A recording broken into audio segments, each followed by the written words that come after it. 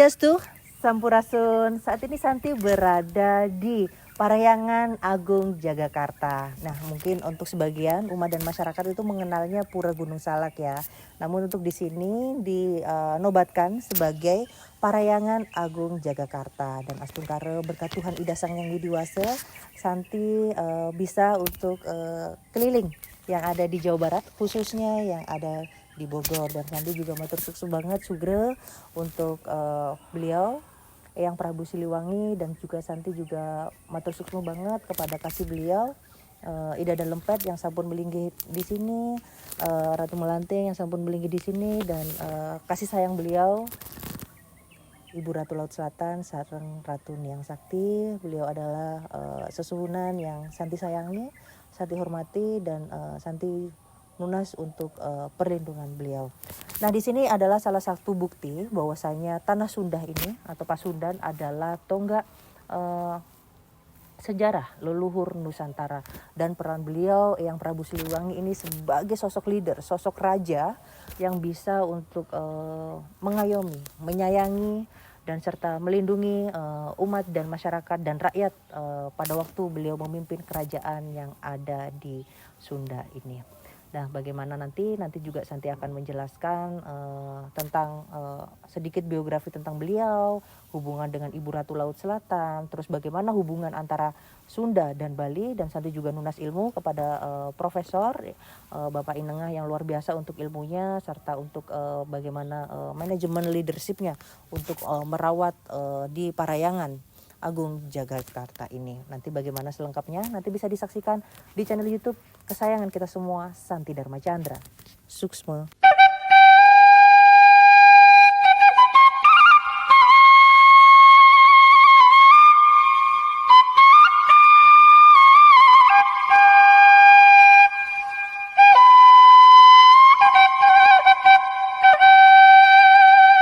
Om Swastiastu. Om Swastiastu. Kembali lagi di channel Santi Dharma Chandra. Astunggara, saat ini Santi berada di Bogor, tepatnya di Provinsi Jawa Barat, Indonesia. Swastiastu, Prof. Swastiastu, Ibu Santi. Baiklah, Titi yang lunas izin untuk izin ngonten di Parahyangan Agung Jagakarta. Agung Jagakarta. Nah, ini Astunggara banget berkat Tuhan Ida Sang Yang Widiwasa, Titi yang bisa nangkil untuk kesini pakai bahasa Indonesia aja ya, karena ini di Bogor. Oke, boleh nggak Prof pakai bahasa Indonesia gini? Lebih bagus. Baiklah, Prof. Ini kan kemarin Santi kan pas datang dari Bogor sekitar 2 harian lalu, dan sudah untuk penjadwalan yang ada di Parahyangan Agung Jagakarta. Nah, Jagakarta ini ini kan kalau bisa dibilang juga pura juga iya, Parahyangan juga iya, dan sangat besar yang ada di Provinsi Jawa Barat. Nah, ini bagi Santi nanti nunas untuk meminta sejarahnya dibangunnya Parahyangan Agung Jagakarta. Nah, ini boleh sedikit mengenal Dumon untuk nama lengkapnya Prof, karena tak kenal nanti tak sayang untuk pemirsa Santi Dharma Chandra. Ya. Oke. Ya, Sampun, terima kasih. Ya. Yeah. Nama saya, Yeah. nama lahir nih Inengah Surati Jaya, yang sehari-hari di Parahyangan Agung ini sebagai pengurus pura atau pengurus Parahyangan Agung. Nah, dalam sejarahnya memang kalau kita ingat dari kerajaan pertama yaitu Salaka Negara, yang berakhir dengan kerajaan Pajajarannya di sini. Ini adalah salah satu tempat petilasan yang Prabu Siliwangi. Oh, berarti ini untuk tempat beliau melinggih atau mengistanakan untuk di sini sebagai petilasan beliau. Atau bagaimana? Kalau dalam sejarahnya yang saya pernah beberapa sumber baca, gitu ya, memang Desa Taman Sari ini namanya Desa Taman Sari. Ini adalah tempat petilasan beliau. Ada yang meyakini disinilah tempat moksanya beliau. Seperti itu. Gitu. Ada yang juga meyakini memang di sini salah satu sumber memang yang sering tempat-tempat beliau ya melakukan ritual-ritual suci. Ya. Nah, baiklah, tadi kan Santi kan pas waktu di depan udah ngetisin tirte terus naik ke atas. Nah, ini kita bisa disambut dengan patung Ganesha yang cukup besar ini. Nah, maksud simbol dari patung Ganesha yang berada di Parahyangan Agung Jagakarta ini napi?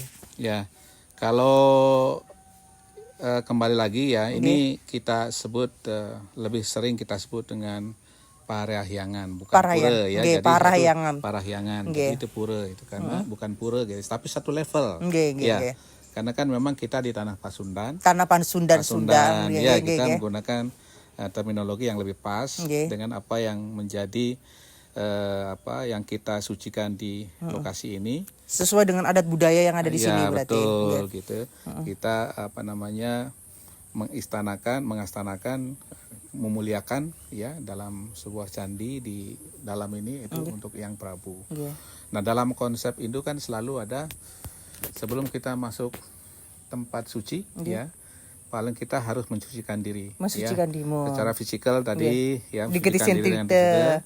Nah, dalam spiritualnya, konsep spiritualnya kita kan pasti dalam menuju ke tempat suci kita minta izin. Jadi minta izin kepada salah satu kekuatan yang kita astanakan sini adalah Sri Ganesha. Makanya di sini selalu kalau kita sebelum masuk kita minta izin dulu sini. Minta izin bahwa kita akan melakukan persembahyangan, berikanlah kami kelancaran, gitu ya. Cerdaskanlah pikiran kami sehingga semua apa yang kita inginkan di sini kita mendapatkan kecerdasan spiritual dan juga kita dilindungi, dilancarkan segala ritual yang akan kita lakukan. Berarti maksudnya untuk apa demikian, kita harus minta izin dulu di sini ke beliau gitu kan. Betul. Baiklah, matur suksma. Baik, terima kasih gitu kan. Nah, ini nanti izin Prof, nanti kita sambil ke sana nangkil secara virtual, mungkin banyak umat sedharma yang memang sedang sakit atau apa pengen tahu tentang Parahyangan Agung Jagatnata niki. Jagakarta niki. Baiklah. Santi izin deh sambil kita ke sana jalan-jalan.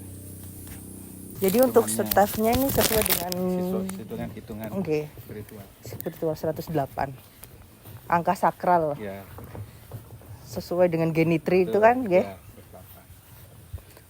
Nah, ini di sini. Nah, boleh tahu ini untuk pelinggihnya sire niki. Pelinggih itu ada Ratu Dalempet. Oh, yang di Nusa Penida. Dilinggihkan di sini. Berarti aturnya lewat sini aja nggih, taruh nih deh dados nggih.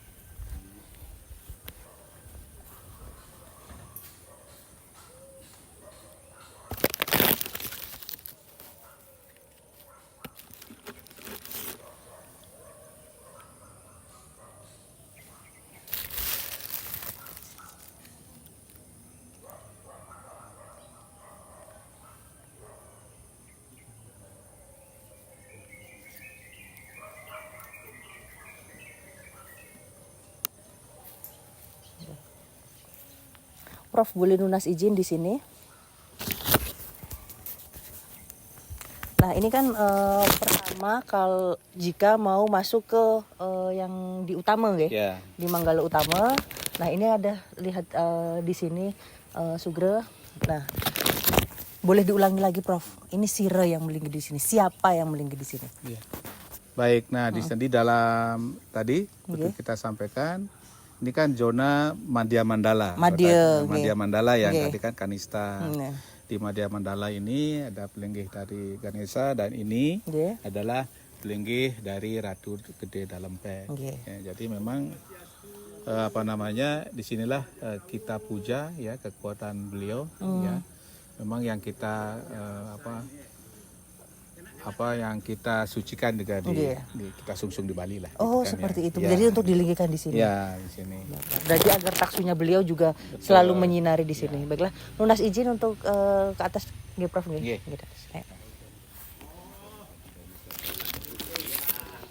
Swastiastu.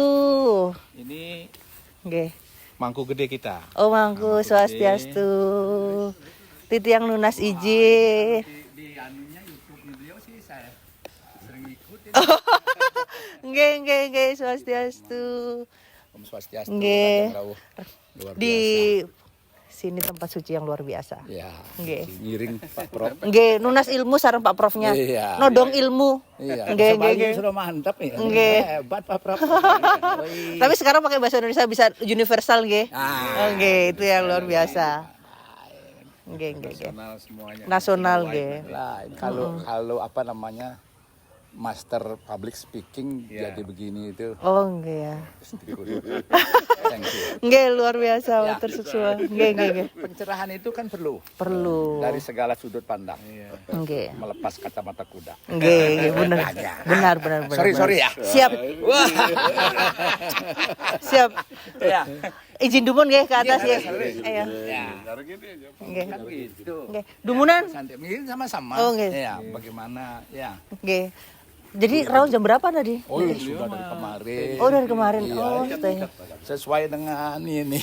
Oh, nggih, nggih, nggih. Di sini. Oh, stay di sini. Lebih banyak stay di sini. Nggih, nggih. Izin astunggar lah. Berkat Tuhan leluhur. Iya. Harus sadarin itu. Nggih. Ya. Kita mesti follow the God. Nggih. Nah, beliau masih nyari pemadu. Nggih.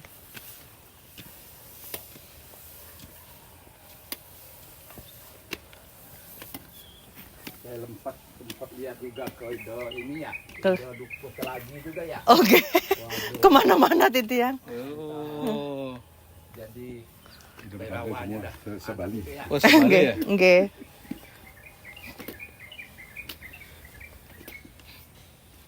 Ke Indo Bagong sempat belum? Belum Titian dereng ke sana. Yang di Roboan. Oh, belum Titian. Belum, belum. Nah, ke sana lagi tuh nanti. Nggih, nggih.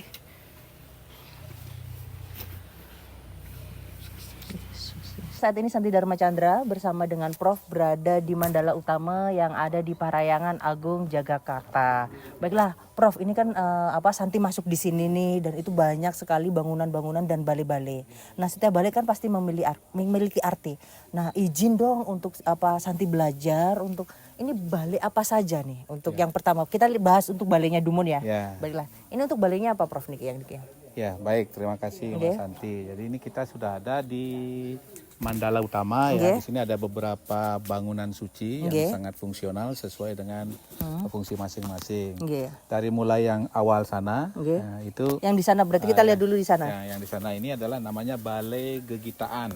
Balai Gegitaan yang di sini. Balai Gegitaan. Gita itu kan keindahan Nggih, musik nggih. ya. Nggih. Jadi nanti di situ Nggih. pada saat Pujo Wali, Nggih. disitulah adanya musik, Kayak kidung pesantian gitu. pesantian, Gong? kidung. Nah, kalau balai gong, yang itu balai gong. Oh, balai gong yang di Jadi sana. untuk balai gong yang suci, yang Oh, ritual, gong suci. Nggih, nggih, ya. nggih. Kalau di sana kalau Gegitaan ya sama kidung Kidung. atau kecapi suling. Kecapi suling yang khas Sunda. Iya, Oh, memang nggih, wajib nggih. sini. Oh, wajib. Terus nggih, nggih. wayang Bali dan di sini juga tampilkan. Ya. Kalau yang niki Kalau yang ini namanya Balai Peselang. Balai Peselang. Jadi, Bagaimana ini? Balai Peselang itu berfungsi juga untuk merias Prilingga. Prilingga. Nah, jadi kalau misalnya merias itu pada saat kita misalnya Ida Betara mau lunge, melasti, Nggih, nggih, gitu, jagi dihias melasti. dulu situ. Oh, untuk tempat menghiasnya betara Ya, di sini, di betara-betari di sini. Jadi menghias pelinggihnya ya, Nggih, bukan menghias betara ya, pelinggih. pelinggihnya ya. Pelinggih, oh. Nah, kemudian Nggih. kalau yang ini yang tinggi besar, Untuk ini Ratu Pedanda Sulingge. ya, namanya Balai Gajah atau Balai Pawedan. Oh, Balai Pawedan. Nggih, nggih, nggih. Ya, nah ini bisa di Lihat dia sini. silakan sini dulu. Jadi ini untuk biasanya untuk Sulingge Muput gitu nggih. Ya, ini hanya boleh Nggih. digunakan pada saat Pujo Wali saja Pujo Wali. atau hari-hari yang memang menjadi ritual rutin gitu ya Nggih. dari Nggih. Parahyangan Agung. Nah, ini penasaran tadi kan bahas Pujo Wali nih. Kemarin kan cukup besar itu Pujo Walinya pas beberapa bulan kemarin. Kapan sih harinya niki Napi Prof untuk Pujo Wali atau Dalan? Ya, kalau Puja Walinya itu di Purnama ketiga namanya. Oh, purnama ketiga. Ya, Nggih, di nggih, nggih. kalender Bali ya, bulan purnama. Itu pada tahun ini jatuhnya di tanggal 7 September 2025. Oh, Mejang ini September ini. Ya. Itu 1 tahun sekali apa 6 bulan sekali kalau untuk Odalan di sini? Kalau itu ketiga berarti 12 bulannya Oh. 12 bulannya Bali. Nggih, nggih, nggih, nggih. Oh, gitu. berarti itu. Nggih, Ya, nggih, nggih. betul. Jadi setiap bulan ketiga lah ya. Oh, nggih. Jadi kurang lebih setahun lebih lah kalau ke tahun kalender ya. Oh, nggih, nggih, siap. Berarti lanjut lagi Prof, kita sambil. Mungkin ada banyak umat sedharma yang ingin nangkil, mungkin pengen secara virtual, pengen tahu dulu gitu kan. Ini berarti kira-kira nih, ini kan cukup luas nih Prof untuk di Mandala Utama. Muat berapa ribu orang? Ini kalau jajar ke atas sampai di sana bisa 500 orang. 500. Oh, Ya. cukup ya. Niki. 500 biasanya kalau Pujo Wali, kalau nggak cukup di sini kita dari Madya Mandala. Oh, di Madya bisa buat sembayang. Buat sembayang di sini. Jadi bisa muat 1000. Oh, nggih, nggih. Siap. Karena ini kan luasannya ada 3,5 hektar area ini. Oh, nggih. Area ini dari mulai atas sampai sini. Oh, gitu. Kalau ini namanya Utama Mandala. Nggih. Di sebelah batas itu, ya sebelah ada kolam kecil itu. Oke, kolam. Nah, itu namanya Utamaneng Utama. Paling utama. Nah, utamanya utama. Nggih. Ya, karena disitulah pelinggih-pelinggih dari Ida Betara. Kemudian tempat Sri Baduga, tempat dia, Nggih. itu dilinggihkan di situ. Oh, seperti itu. Berarti ini konsepnya untuk tak lihat ini kan Padma Ya. sana tempat melinggihnya Tuan Ida Sang Hyang Widiwasa. Ya. Terus nanti untuk di sana nih berarti Eyang Prabu Siliwangi. Ya, ada. Di situ adalah petilasan Sri Baduga Maharaja Prabu Siliwangi. Oh, gitu ya. Yang mirip, yang konsepnya ya mirip menyerupai Candi Cangkuang. Candi Cangkuang ini ilmu baru nih, Prof. Ya. Candi Cangkuang apa nih? Ini? Candi-candi yang salah satu candi Hindu yang ada di Garut. Oh, di Garut. Oh, jadi ini Candi Cangkuang. Iya, jadi Seperti ini persis pembuangnya. Candi Cangkuang, Cangkuang di Garut. Makanya kan kita mengikuti konsep dari di Tanah Pasundan ini, mengikuti Candi Cangkuang itu. Makanya kalau kita lihat Gelungkori, Gunung apa? Gelungkorinya ini yang 3 ini. Gelungkori. Nah, Gelungkori ini kan Gelungkori namanya yang Oh, tempat nggih, masuk kita nih. Oh, nggih. Ini dari candi sini. Oh, yang ini nih pintu masuk nih Ki, sama medalnya keluarnya nih Ki. Betul. Ini sebutannya Nabi Prof tadi? Gelungkori. Gelungkori. Ya. Oh. Ini kan ikonik banget. Ini yang ikoniknya. Oh, nggih, di nggih. Sunda Pasundan ini. Oh. Gitu. Oh iya, yang biasanya buat foto-foto Betul. Ini yang Instagramable gitu loh. Iya, Instagram ini. Ini ya ikonik ini. Oh, niki berarti namanya Gelungkori. Gelungkori. Ya. Nah, ini kan tadi udah niki untuk Balegong ya niki ya? Ya, ini Balegong. Balegong. Di sini. Terus Berarti itu, masih ada percampuran adat budaya yang ada di tanah Sunda. bukan ada, wajib itu. Oh, wajib kok bisa? Wajib. Jadi memang justru kan kita di sini memuliakan utamanya adalah Sri Baduga Maharaja kan. Nggih, Di sini nggih, ya. Selain memang kita ke alam semesta, ke Nggih. Desa Hyang Widi, pasti sebagai sebuah bagian dari konsep pura ya. Iya. Makanya di dalam setiap pujo wali itu ya kita punya yang namanya Banten Sunda. Oh, Banten. Apa bedanya, Prof? Sama Ya. Banten Bali. Banten Sunda, Banten Bali prinsipnya sama, hanya materinya sama, cara menyajikannya beda. Oh, materinya beda. Materinya sama, Menyajikannya yang beda. menyajikannya yang beda. Terus kalau pada saat mendak ide, Nggih. nuntun ide pada saat nedunang ide, Nggih, gitu ya. nggih. Nah biasanya pertama adalah menggunakan kecapi suling dan saat Banten Sunda. Oh, pokoknya seperti itu. Dan setelah itu baru Banten-Banten ya, seperti lokal Bali. Oke. Boleh. Nah, ini kan penasaran, Prof. Ada hubungan khusus spesifik nggak sih antara Bali dan Sunda? Ini kan apa Titi yang lihat bahwasanya, Santi lihat ya bahwasanya pengurus-pengurusnya banyak dari Bali, tapi yang dilinggihkan ini dari Sunda, apalagi ini tempatnya juga di Sunda. Ada ikatan spiritual nggak antara Sunda dan Bali? Menurut Prof bagaimana? Kalau saya sendiri Nggih. ini memang ada benang merahnya. Oh, gitu, ada benang merahnya ya? Ada benang merahnya. Oke. Dulu waktu tahun 80-an waktu baru-baru ya. Kita Bali itu kan punya Sunda kecil. Maksudnya Bali punya Sunda Iya. ini bagaimana ini, Prof? Penasaran nih. Provinsi Bali sebutnya Sunda kecil.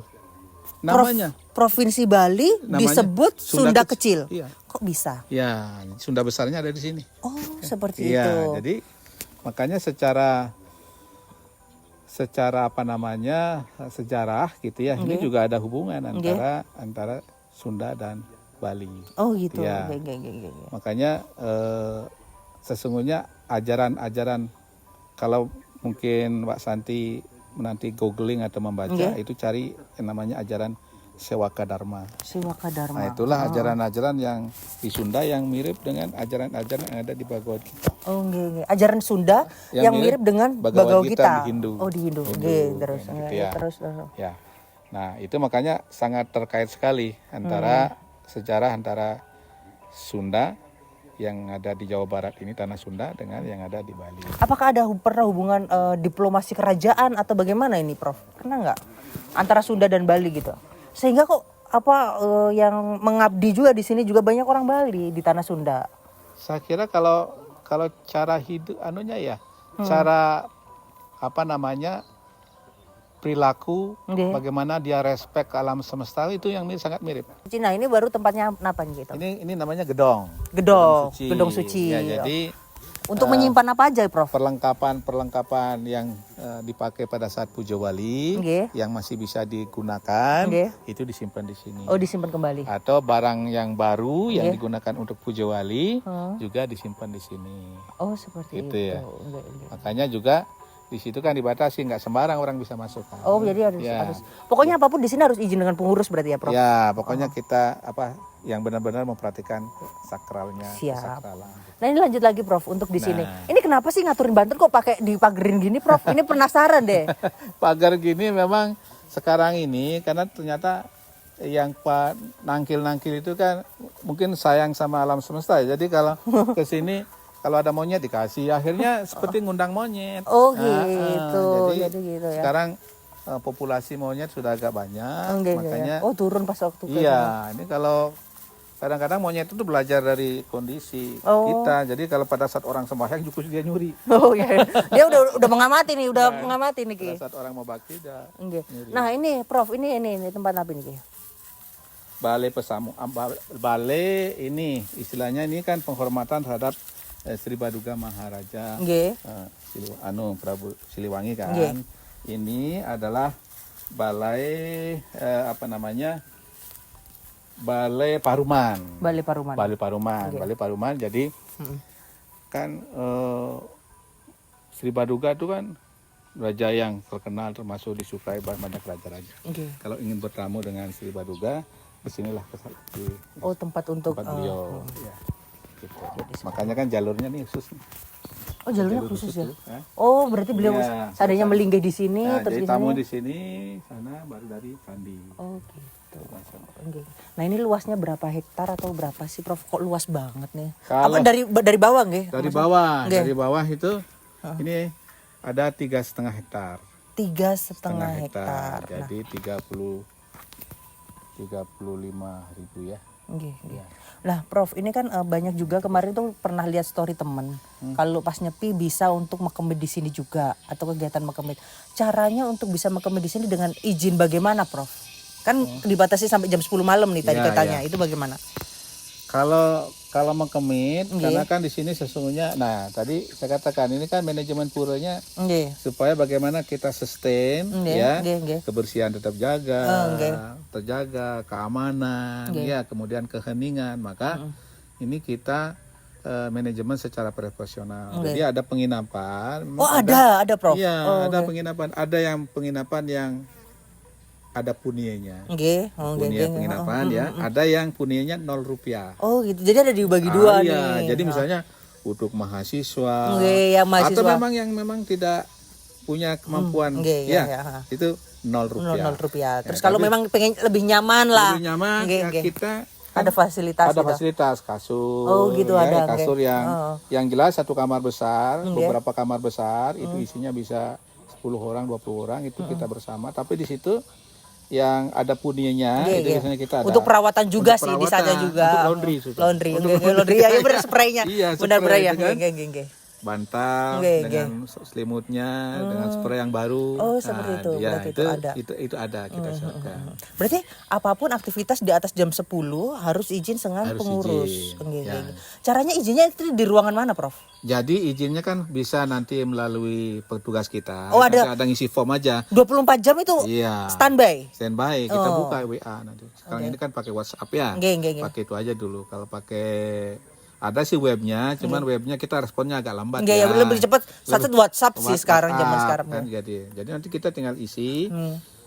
Mau langsung boleh, mau nanti mau nginep dengan misalnya ingin disiapkan pejati, sodaan, canang, kewangen itu ada Oh, yang sifatnya. Kemudian kalau yang sifatnya Oh, berarti simpel aja ya, udah ada yang nyiapin kalau ke sini dan mungkin kita tinggal untuk membelinya iya, aja. tinggal pesan aja. Pesan Kalau aja, kalau oke. pejati sama Banten itu kan harus kita prepare sebelumnya. Nggih, ya. nggih. Tapi kalau yang sifatnya instan untuk makan sekedarnya ya ala pura lah gitu ya. Ada ceplok telur, ada mie, kita ada kantinnya. Oh, ada kantinnya. Oh, berarti manajemennya itu luar biasa nih Prof kalau untuk di sini ya. Untuk ya kita dikelola. mencoba modern sih kalau tak lihat ya. Maksudnya secara digital juga ya, kita bisa kita gitu.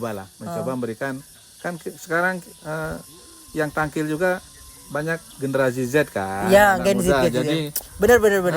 jadi kan malas ribet lah mereka ini. Kadang-kadang juga membayar juga nggak mau nggak pakai uang cash, harus pakai QRIS. Udah ada juga. Oh, kita astaga. pakai Punia QRIS. juga ada pakai QRIS ada? Pakai ada, pakai benar, QRIS juga ada. Nah, itu kita coba. Itu. Lumayan. Itu karena menyusahkan zaman sih, Prof. Betul. Anak sekarang malas. Maksudnya Titiang juga kadang malas juga enak pakai QRIS aja langsung scan kan? gitu. Kembaliannya sekian juga kan nggak ribet. Kita juga melayani agak lebih simple gitu ya.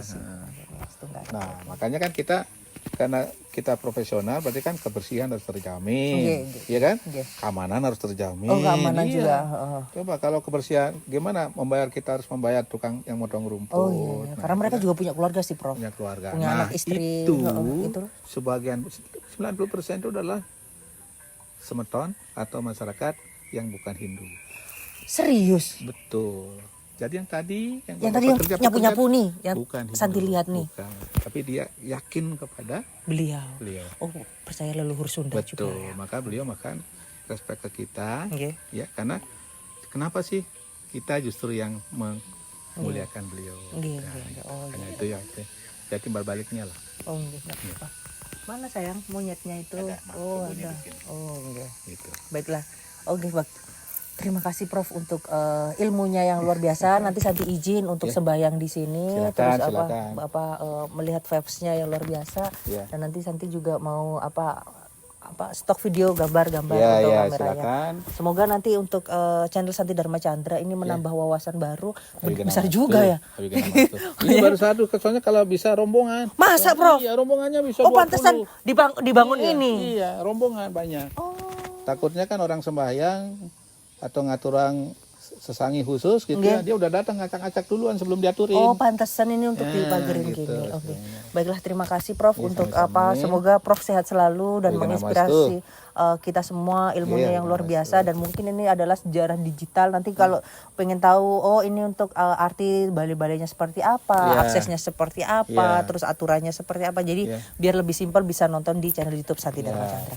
Terima kasih Prof. Semoga Prof sehat selalu. Sukses selalu ya Mas Santi. Semoga sebagai generasi milenial Santi bisa semangat Dharma. Tadi Sanatana Dharma. Artinya apa nih Prof? Sanatana Dharma sebelum penutup nih. Jadi sesungguhnya ajaran Hindu kan ajaran Sanatana Dharma. Sanatana Dharma. Artinya bagaimana kewajiban-kewajiban yang sesungguhnya selaras dengan alam semesta dan mengutamakan pada kedamaian. Baik. Harus damai gitu. Harus damai gitu. Baik. Terima kasih Prof. Untuk ditutup dengan para Mas Santi nggih? Om Santi Santi Santi Om.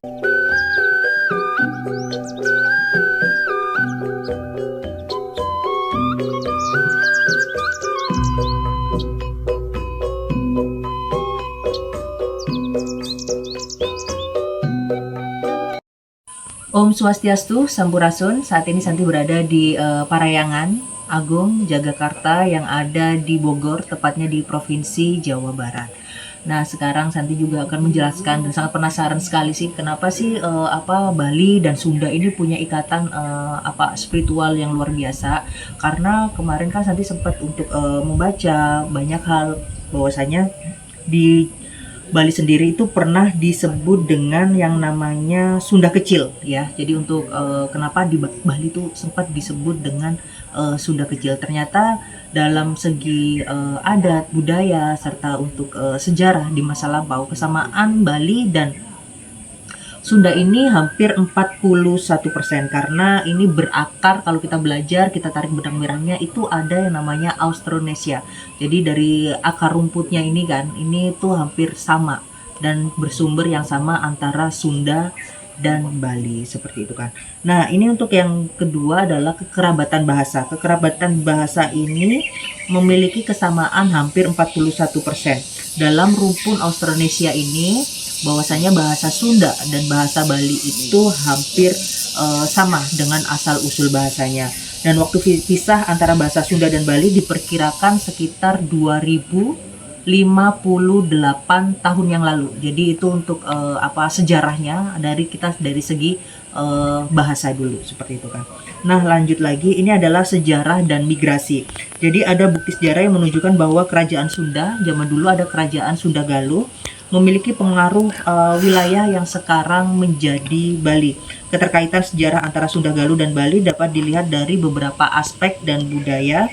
Dan untuk beberapa teori menyebutkan adanya migrasi ya. Jadi untuk migrasinya ini dari Sunda menuju Bali dan membawa pengaruh budaya dan Bali.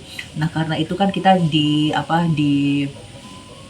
Hindu sendiri khususnya kita kan percaya dengan reinkarnasi. Terbukti bahwasanya di tanah Sunda ini banyak orang-orang Bali yang ngayah, yang ngabdi ke tanah Sunda. Mungkin ada sejarah bahwasanya leluhurnya beliau-beliau ini yang dari Bali yang ngayah sekarang yang ngabdi itu ada keterikatan dari leluhur zaman dulu untuk yang di zaman migrasi waktu itu ya, untuk perpindahan tempat dari Sunda menuju ke Bali. Nah, ini juga dari segi seni tari, adat budaya itu hampir ada kesamaan antara seni tari, seni lukis, terus seni rupa dan musik itu hampir sama. Terus yang kita bisa lihat juga bahwasanya kayak bangunan-bangunan ini tadi yang sudah Santi lihat bahwasanya untuk yang di Petilasan Sugro untuk beliau yang melinggi yang Prabu Siliwangi bahwasanya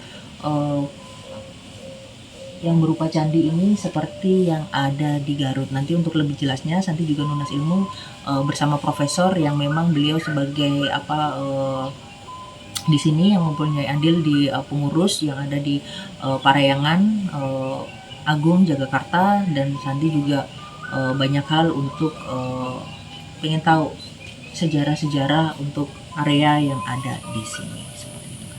Jadi itu untuk teman-teman, bagaimana untuk umat Weton Sedharma tentang sejarah antara kesamaan Sunda dan Bali dari segi bahasa, dari segi budaya, dari segi sejarah. Bahwasanya pernah ada, kalau zaman sekarang kan migrasi ya, kalau mungkin menyebutnya zaman dulu itu kita kayak seperti ekspansi lah antara dari kerajaan Sunda Galuh menuju di Bali seperti itu kan. Nah, kalau untuk dari suku ya, kalau untuk di sini bahwasanya dari segi penelitian ini sumbernya itu sama-sama satu rumpun yaitu Austronesia. Jadi untuk dari Bali dan Sunda itu hampir sama, dan di Bali bahwasanya terdapat bukti fosil manusia purba yang ada di Gilimanuk dianggap sebagai nenek moyang masyarakat Bali yang merupakan hasil campuran Austronesia dan Mongoloid. Itu udah dari berarti zaman purbakala ya, berarti udah ada ikatan seperti itu kan.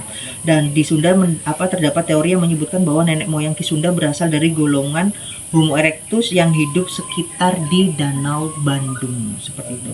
Nah, kenapa sih kok disebut kayak di Pulau Bali, Pulau Nusa Tenggara Barat, dan Pulau NTT sendiri itu disebut dengan Sunda Kecil? Nama ini menunjukkan sejarah bahwasanya hubungan erat antara Sunda dan Bali. Nah, untuk nanti selanjutnya Santi akan menjelaskan tentang sedikit beliau Sugro untuk Eyang Prabu Siliwangi. Tetap stay on di channel YouTube Santi Dharma Chandra.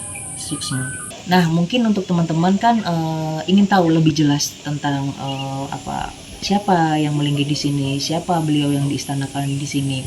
Beliau yang utama adalah Eyang Prabu Siliwangi. Nah, untuk Eyang Prabu Siliwangi sendiri adalah beliau adalah Raja Pajajaran yang memang sukses untuk memimpin dalam era tersebut. Beliau terkenal dengan raja yang memang sangat mengayomi masyarakat, mengayomi umat, dan bisa untuk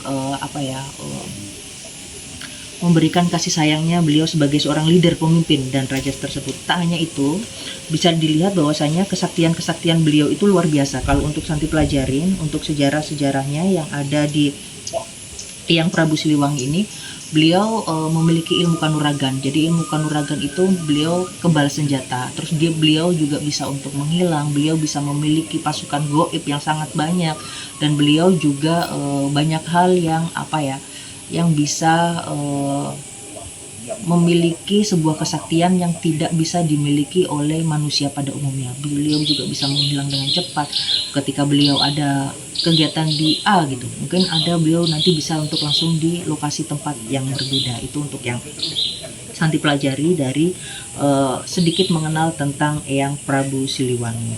Nah, untuk di sini sendiri bahwasanya beliau juga disebut dengan Sri Baduga Maharaja. Jadi pada waktu itu beliau Sri Baduga Maharaja atau bisa dikenal dengan Prabu Siliwangi dikenal sebagai Ratu Jaya Dewata pada tahun 1401 sampai 1521. Nah, beliau adalah putra dari Prabu Dewa Niskala, putra Mahaprabu Niskala dan lahir di Kawali Ciamis. Ini Santi belajar ya untuk dari literasinya. Mungkin nanti ada yang bisa untuk nambahin atau bisa mengkoreksi untuk Santi di sini. Nah, di sini beliau mengawali pemerintahan zaman Pakuan Pajajaran yang memerintah Kerajaan Sunda Galo selama 39 tahun di tahun 1482 sampai di 1521.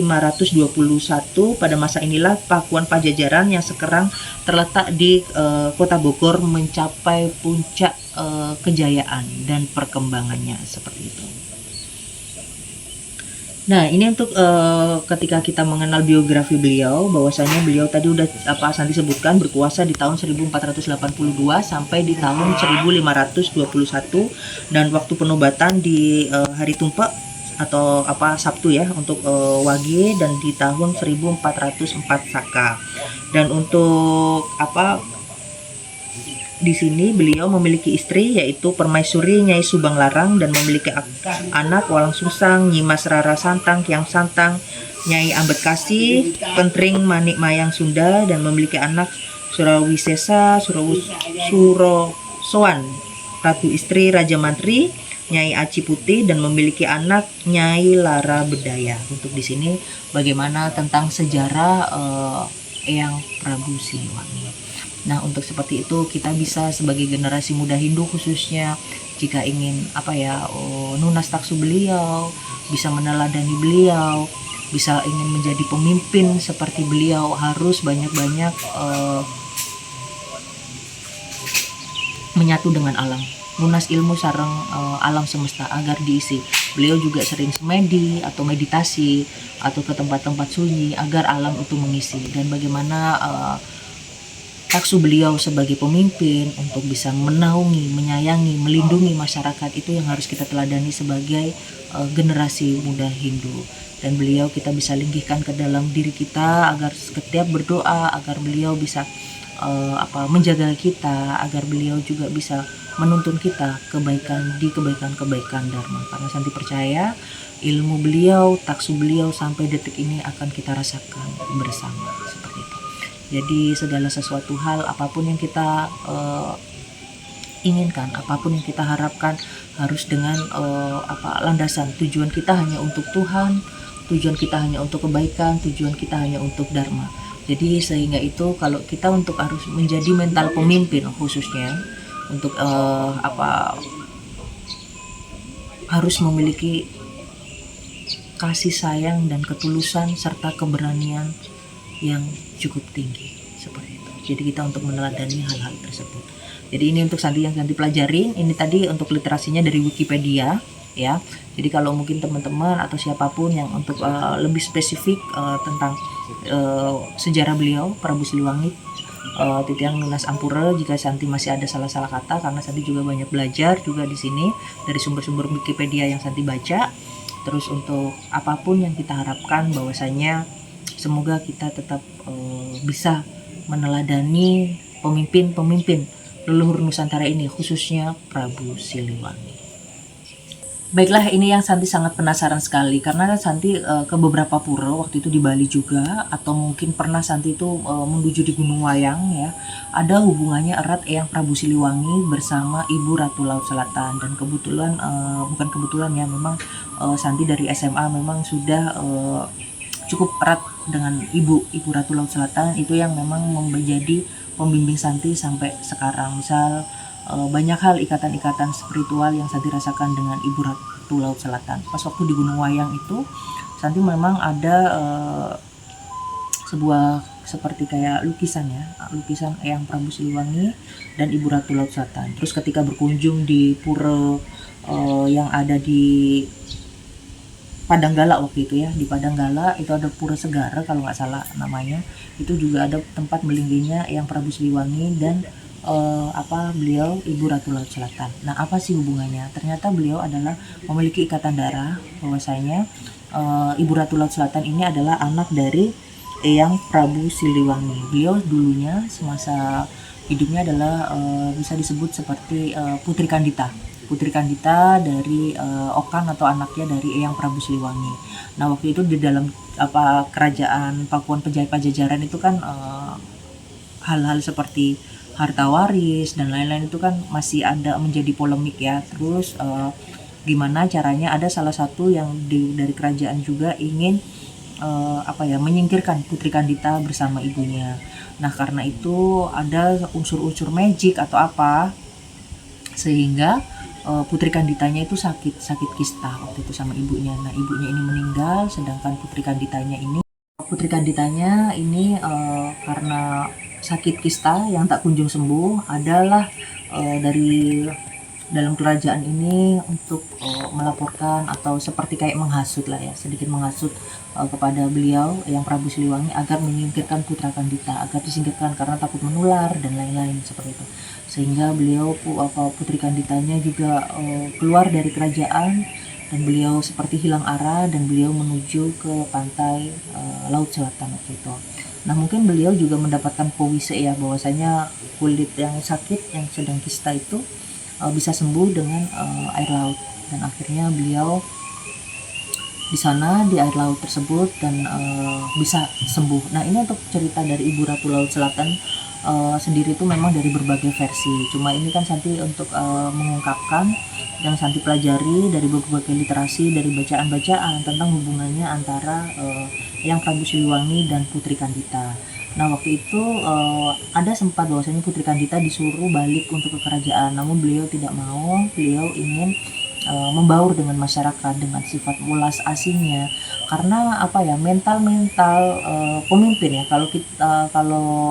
setiap manusia yang lahir dari lingkungan kerajaan yang memiliki jiwa pemimpin murni pure, dan beliau memilih untuk membaur dengan masyarakat, membaur dengan umat, membaur dengan apapun yang ada di lingkungan itu, nanti beliau seperti sebagai sosok pemimpin yang akan mengayomi seperti itu, meskipun beliau tidak tinggal lagi di kerajaan. Itu yang poin pentingnya. Nah, hal-hal seperti itu yang mungkin secara Santi pribadi itu kan meneladani sifat dari Ibu Ratu Laut Selatan, bahwasanya Ibu Ratu Selatan itu merangkul siapapun dengan welas asihnya, merangkul siapapun dengan hal-hal baiknya, merangkul siapapun tanpa pilih kasih. Itu yang Santi pelajari sampai saat ini. Terus untuk yang selanjutnya, bahwasanya kan karena beliau belum menikah waktu itu, banyak pelamar-pelamar untuk ingin meminang Ibu Ratu Laut Selatan, cuma beliau masih belum berkenan. Dan adalah yang Santi baca ini ya, yang Santi baca mungkin ya, siapapun yang bisa mengendalikan ombak besar yang ada di Laut Selatan atau di pantai selatan, nanti bisa untuk meminangnya. Dan belum ada sosok laki-laki yang memang bisa untuk mengendalikan dari Laut Selatan tersebut, ombak yang besar, sehingga banyak peminang-peminang yang mungkin yang sayang, yang cinta sama Ibu Ratu Laut Selatan itu menjadi pengikut-pengikut beliau seperti itu. Jadi apapun ceritanya, apapun versinya, itu nanti tidak perlu diberdebatkan, karena itu kan semuanya memiliki versi, memiliki hal-hal yang yang dipercayai. Dan Santi kan sebagai generasi milenial ya, khususnya kan belajar juga via dari literasi Wikipedia dan lain untuk link-linknya nanti bisa Santi cantumkan, sehingga kita semua bisa belajar. Jadi tidak perlu hal-hal yang seperti ini itu diperdebatkan, tapi kita bisa menyerap intisari, menyerap esensinya, menyerap kebaikan-kebaikannya, apa yang harus kita implementasikan ke dalam kehidupan kita sehari-hari. Bagaimana kita harus meneladani Eyang Prabu Siliwangi sebagai sosok pemimpin, sebagai Ibu Ratu Laut Selatan sebagai beliau yang bisa memimpin umat dan masyarakat dan bisa membaur kepada sesama, welas asihnya, semuanya kita implementasikan kepada kehidupan sehari-hari. Baiklah, terima kasih. Kita tutup dengan para Masanti. Semoga kebaikan datang dari segala penjuru arah, dan Santi juga mohon maaf jika memang ada salah-salah kata, karena memang di channel Media Santi Dharma Chandra adalah sebagai tempat belajar, bukan untuk sebagai tempat cari-cari salah, yang benar yang ini, yang itu, yang ini, yang itu. Udah, sekarang kita rukun saja, damai saja, saling sayang, saling mengasihi. Kita lihat bahwasanya manusia yang kita lihat adalah di depan kita, di samping kita, siapapun yang ada di lingkungan kita dengan welas asih, bukan saingan, bukan yang harus dijatuhkan, bukan harus yang dicari salah-salahnya. Hidup kita harus bisa mencapai dengan tujuan moksatam jagadita ya carita iti dharma. Terima kasih, semoga kebaikan datang dari segala penjuru arah. Kita tutup dengan mantra suci Om Awi Kenamastu Namo Sidam, tutup dengan para Masanti. Om Santi Santi Santi. Langit masih cair, jalan masih panjang, hidup terkudung ulang, kebahagiaan pasti datang. Jangan ulah hariwang. Baiklah, itu tadi liputan yang sangat menarik yang ada di Parahyangan Agung Jagakarta, tepatnya di Provinsi Jawa Barat, lokasinya ada di Bogor. Nah, semoga kebaikan datang dari segala penjuru arah, dan Santi juga nunas untuk kepada beliau leluhur Nusantara ini, agar senantiasa melindungi dan menyayangi Santi, dan Santi bisa keliling Nusantara untuk mewartakan Dharma. Dan Santi ucapkan kepada G-nya siapa? Yunika. Inka ini yang dari kemarin yang di Jawa Barat ini, beliau adalah yang bantu Santi untuk konten. Semoga cita-cita di masa depan bisa menjadi perempuan yang kuat, yang tangguh, dan bisa menginspirasi bagi kita semua. Terima kasih yang Inka ya. Dan Santi juga ucapkan kepada Gusti Aji Jelante yang sudah berkenan untuk mengundang Santi di Tanah Pasundan ini, dan Santi ucapkan terima kasih. Semoga Gusti Aji Jelante ini sehat dan bahagia selalu sekeluarga, dan siapapun yang Santi ketemuin adalah sebagai sumber ilmu yang harus Santi nunas ilmu kepada beliau yang Santi bisa untuk menjadi inspirasi kita semua. Semoga kebaikan datang dari segala penjuru arah. Mari kita tutup dengan mantra suci Om Awi Kenamastu Namo Sidam. Kita tutup dengan para Masanti nggih. Om Santi Santi Santi Om.